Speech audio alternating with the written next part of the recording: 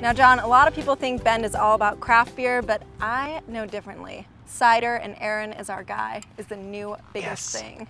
Right, Aaron? Yeah, it's a pretty tough job. It's basically 3 longtime friends, all from very different backgrounds in the fermentation industry, and we had the opportunity to get together this winter and do what we always wanted to do, and that's make the cider we want to make in Bend and have a lot of fun doing it. So you've had a little history.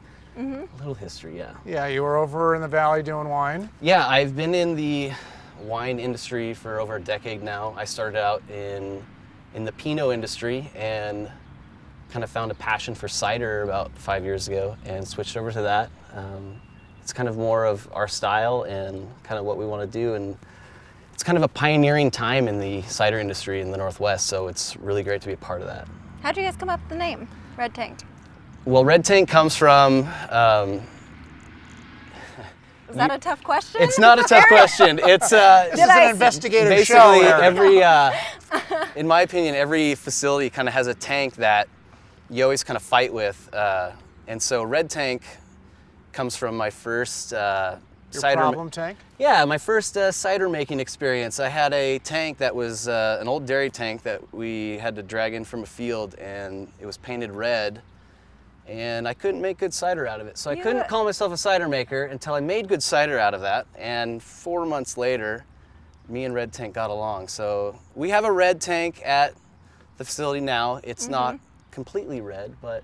Is it still, when you're making cider, is it still trial and error, or do you guys have it down? Love, hate is what it sounds like. The great thing about cider is I consider myself a cider maker, not a brewer, because I don't really work off a recipe. We get different fruit every 2 weeks, so it's agriculture, and you kind of have to work with it. And happy's always going to be happy, and everything's going to always taste the same. But apples vary per batch, and appreciate the diversity. Is it possible that the can that I might be drinking later on is different from that can over there? Well, this is all the same batch, but round 2 of cans, it still tastes the same, but there's some delicate complexities that are a little bit different. Now you're sounding like a wine guy. Well, and it's good to, I like to let the apples speak for themselves, but I like to coach them very hard on what to say. So I kind of go with that. So you're the head coach then? Yeah. Why'd you say drinking it later? I thought we were going to drink it now. Well, I was trying to be optimistic and behave myself. Well, I think we should try it. Okay. If you can get it one off, then you can drink it. That's what our producer Mine's said, already right? off. So canning obviously is a huge thing right now. Why'd you guys decide to put, It's a little warm. That's okay, that's okay. Ignore that. I don't have mine open yet. So canning though, why'd you guys decide to go with cans?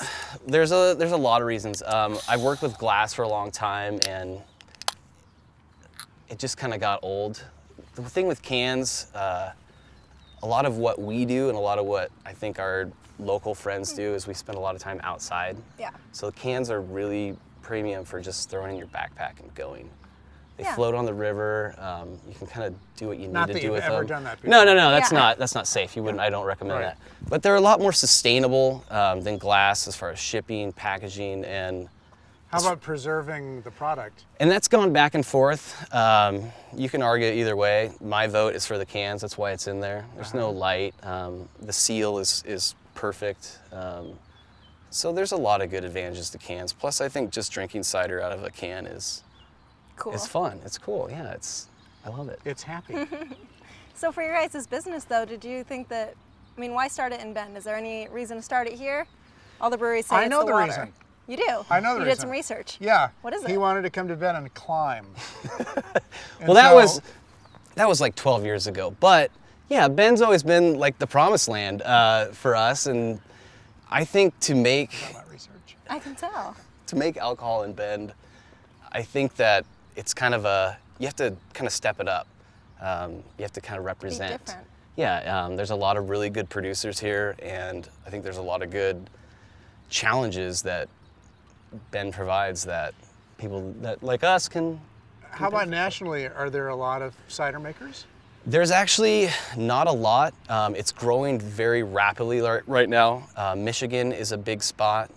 New England and then California kind of have their own. Michigan? Michigan is one of the big ones right now, and they have a lot of really good fruit, and Chicago is one of the big scenes for cider right now. Excellent. Yeah, Texas drinks a lot of cider, anywhere warm pretty much. How hip is cider? Because I feel like it's the newest, hippest thing. It's getting Like really me. big, yeah. No? It's newer and hipper than you. Okay, Yeah. fair enough. But But I it mean, even is. in Bend, there's a couple different places who are making cider now. Yeah, it's getting really big. Hood River is blowing up. The gluten-free craze, Yeah. just kind of what we consider alternatives.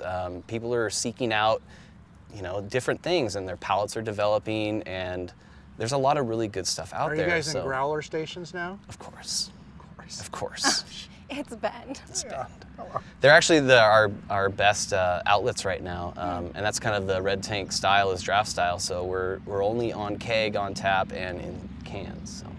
Do you have anything else coming out that you can give us a hint about? So Happy Cider is the only one in can. Right now on tap we have a Roughneck Cider, which is same fruit, but it's totally dry and it's a different champagne yeast. And then, And you've taught it to speak differently. yeah, it's different. I manipulate it differently and I understand. tell what to do.